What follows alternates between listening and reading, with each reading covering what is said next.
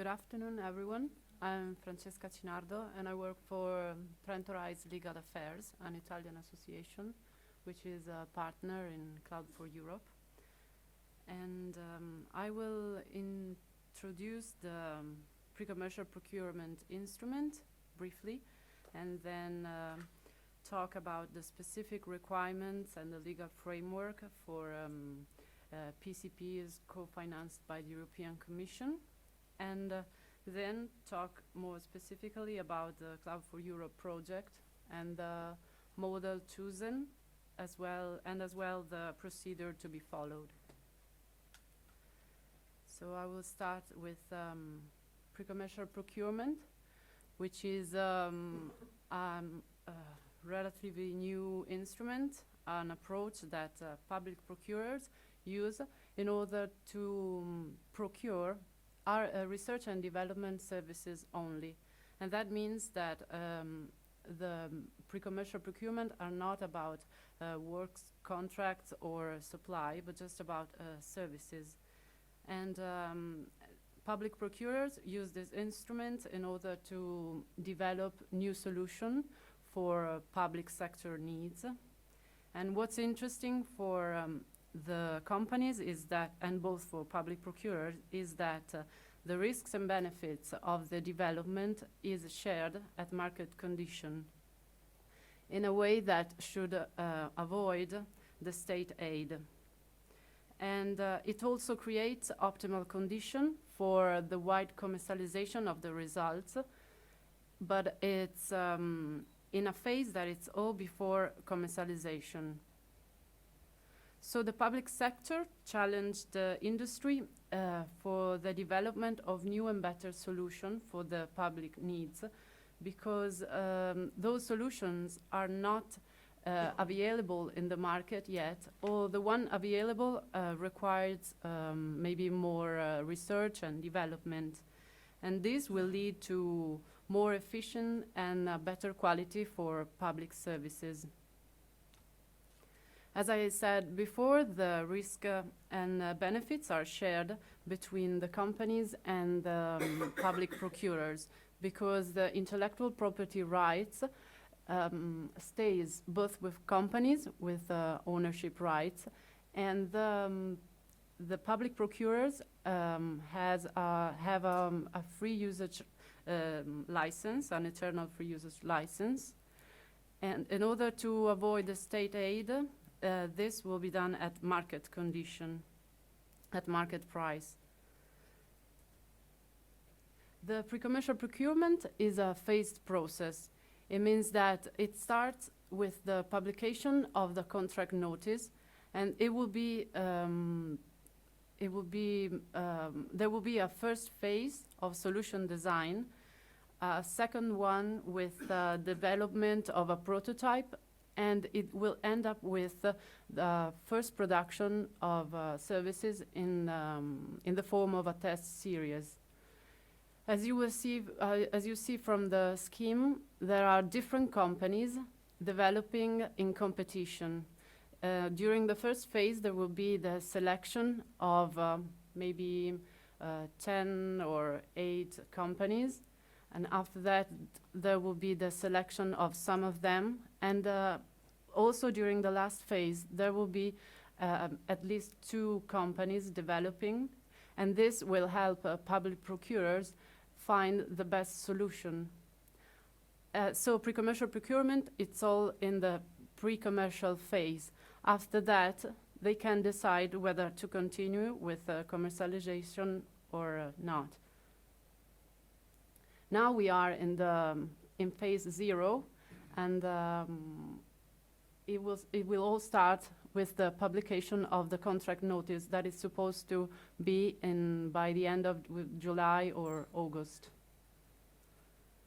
So potential benefits for the industry are not just about sharing risk and benefits with the public procurers, but also the possibility to acquire international leadership in new markets and to anticipate the new demand on innovation, and to use those results as the ownership rights for IPR stays with companies in other sectors.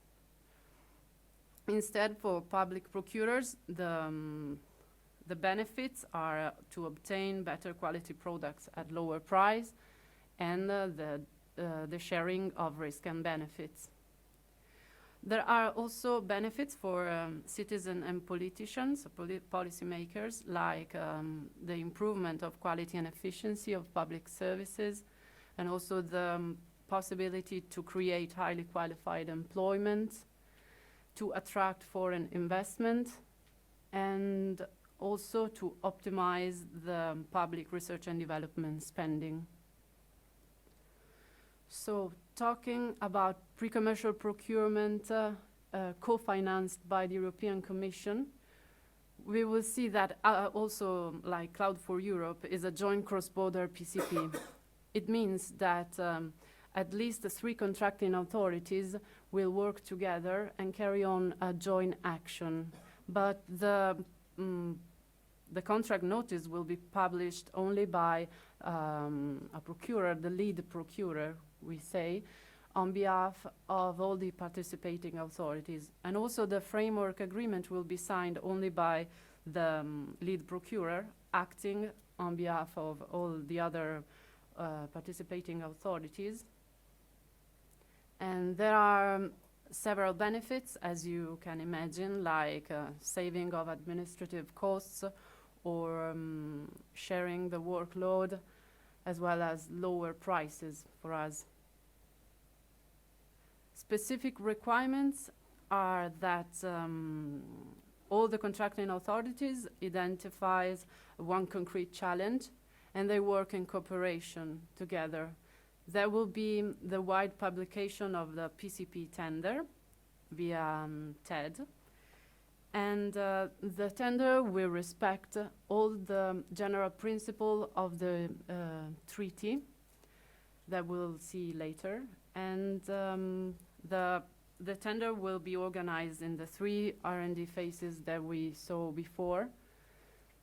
There will be multiple companies developing in competition, and the award criteria will be the best value for money, not just the lowest priced, and the market price. IPR will be shared between companies and public procurers. And so the legal framework, the PCPs are outside the directives on public procurement, but the European Commission published a communication in 2007 and also a working staff document which gives all the recommendation for PCP procedure.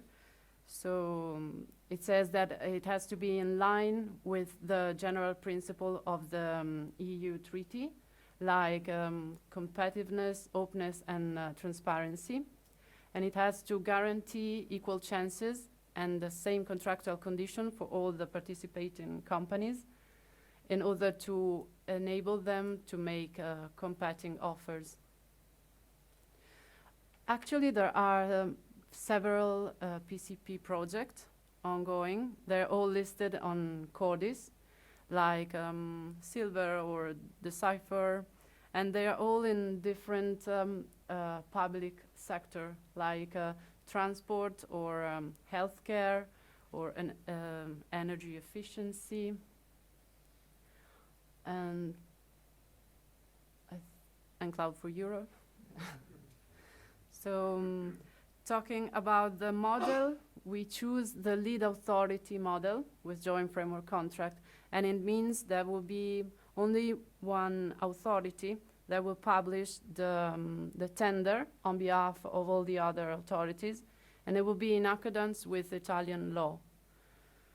The lead procurer will conduct the joint PCP procedure and will sign the framework contract on behalf of all the others and in consultation with the other participating authorities. So talking about the procedure, we will publish the tender pre-notice in April, May. Then the tender the contract notice will be published around the end of July or August. And then once the offer evaluation will start, we think that the solution selection phase will last 4 months. The development of the prototype will last 8 months. And the last phase, the first test product selection, will be in 6 months. So the prior information notice that we think will be published around the end of April or May will contain all the information that will help the companies to make an informed decision whether to participate or not to the tender. There will be different sections. The first one containing information relating to the contracting authority, a second one with the object of the contract, and the third one with legal, economic, and financial information and technical information. After that, the tender release will contain all the information related to the distribution of rights and obligation for both parties, the condition of participation that will be relevant and proportionate to the circumstances of the contract in order to enable also SMEs participating in the tender. There will be instruction to participants, also in the form of templates to fill, and the framework contract scheme. It will be only one single framework contract that will cover all the 3 phases. And there will be also a descriptive document containing all the technical part. The evaluation will be done by different evaluation committees. There will be an administrative committee that will select on the basis of exclusion and selection criteria, and a technical evaluation committee. It could be more than one. It depends on the number of lots. And technical will evaluate on the basis of the award criteria. And that was it. Thank you. If you have any question.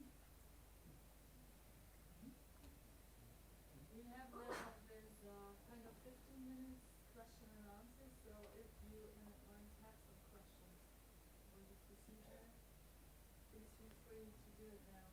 Okay. So the call for tender for the pre-commercial.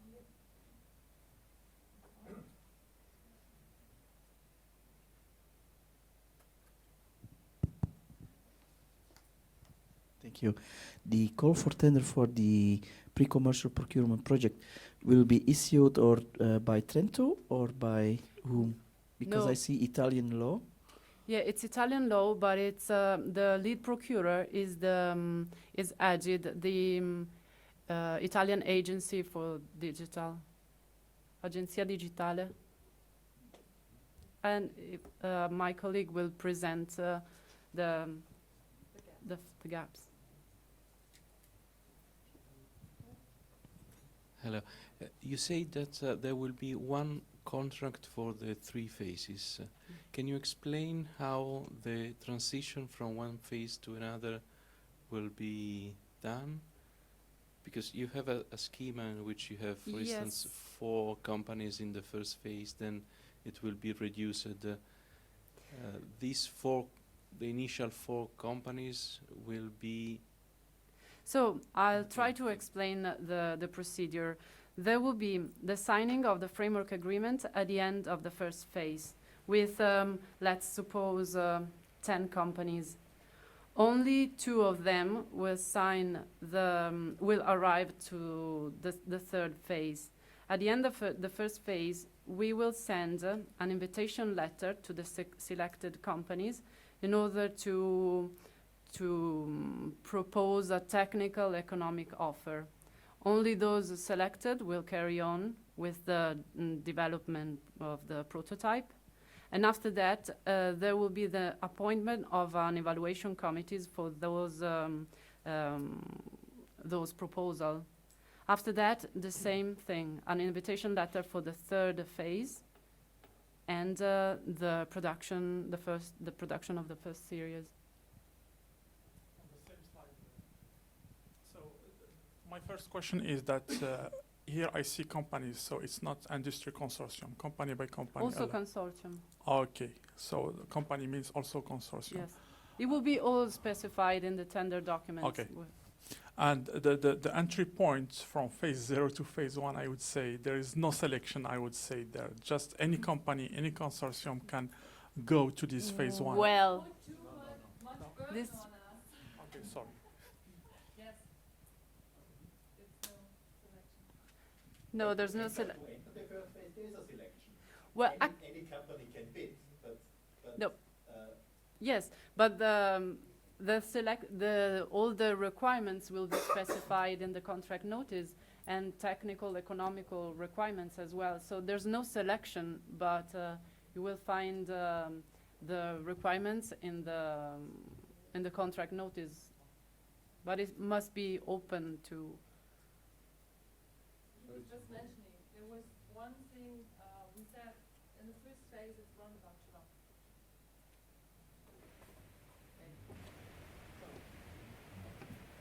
Depending on the point. So there will be an initial evaluation of all the bids to have a short list of around 12 for the first phase. Exactly. Yeah. The first phase is about the design of a solution. Then the solution will be selected. Exactly. Till the end, and at least 2 companies also in the third phase. And when you say that you have a new contract, sorry, framework contract for the work yeah, sorry. When you say that there will be a unique contract, what each of the company or consortium will sign at which stage? Well,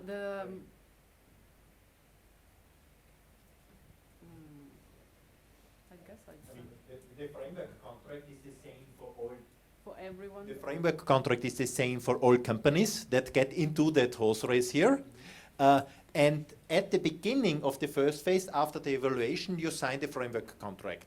And in the framework contract, there are also the clauses for the transition from one phase to another, because that, of course, needs to be objective, fair conditions.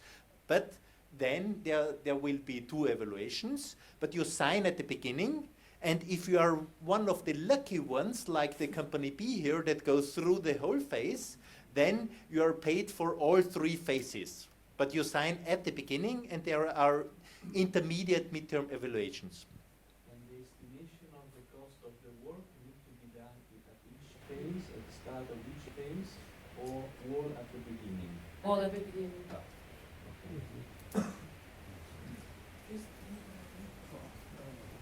Just a short question about the financing. Is there any chance for pre-financing, or the whole process and the whole phases are post-financed during the... So it's no pre-financing. No. No way. I have a question about these phases and IP rights. If you're not one of the lucky companies, so you're not going into phase 3, what do you do with the IP rights, IPR? Friendly speaking, we are working on it, and we have it in August ready, but we have no answer now. So it is a good point which we can take to our legal parts to think about how we cope with that. But everything will be explicitly faced in this thing, but at the moment we have no answer for it. Well, I'm the small medium enterprise, and he just asked the questions I wanted to ask about the rights, the property, sorry, the intellectual property rights, and not so much the financial part in the, it's not so important for small medium enterprises, but the intellectual property rights are very important to go through all the phases. So I need to know how they're secured before I would do any bid. Yeah, sure, but when you will read the pre-notice and also the contract, you will find all the information about intellectual property rights, because there will be the scheme of the framework contract as well. Maybe it's a stupid question, but what is phase 4? Phase 4 is the commercialization, and it's not about pre-commercial procurement. It's kind of the PCP process, and it's not like Okay, so you're tendering the R&D, Exactly. and once the R&D becomes a commercial project, you don't care. No, it's just, it's No, but it's not part of this. Sorry, it's not part of this. Yes. It's not that we don't care, it's just that pre-commercial procurement is before commercialization, so we end up with. Let's put it that way. If you go through the phases, you are supposed to commercialize. Therefore, you keep the IPR. If you, for whatever reason, you don't use that IPR, there will be clauses that the procurers hold the IPR back. Because the whole idea is that at the end of that phase, we get some improvement. So you keep the IPR, but you have sort of an obligation to commercialize. If you don't use the IPR, you may lose it later on. So you can say, right, it's open source now, For instance. But the whole idea is that at the end of the whole process, there is some change in terms of services the public sector can use.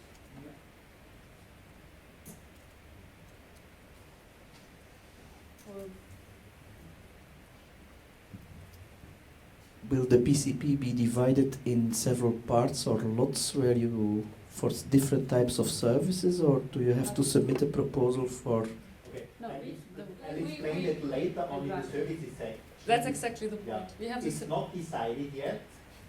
It could be one service or a few.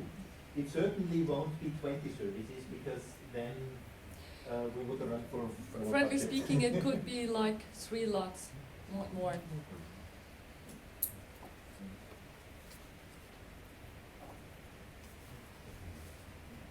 Is the budget pre-assigned to each phase? Really. You're still working on the budget. Percentage, can you say percentage? No, that's depending on, let's say, that's depending on the services, on which services we are going. So there might be, and maybe that discussion we can have later on, or maybe at the end, because when you see the services, you see that some services are bigger, some are smaller. So for the big services, it's another amount what we then will have for the smaller ones. What we can say is, I mean, there are rough estimates. The first phase, the budget total, will be the smallest part, then it gets a bigger part, and then it gets even bigger. So here the solution exploration is more desk research. It's more companies in there with a smaller budget, meaning less money, and the lucky ones get a bit more of the pot.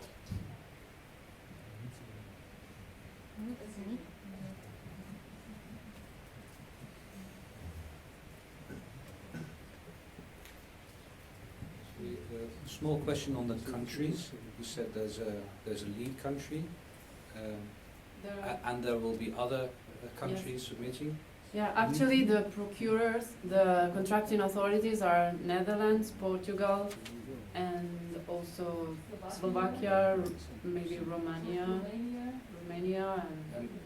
And what does that mean if a country is not a contracting party? Does that mean anything? Or does No, it mean for nothing? companies it does not. No. No, there are no geographical. And does it mean anything for phase 4?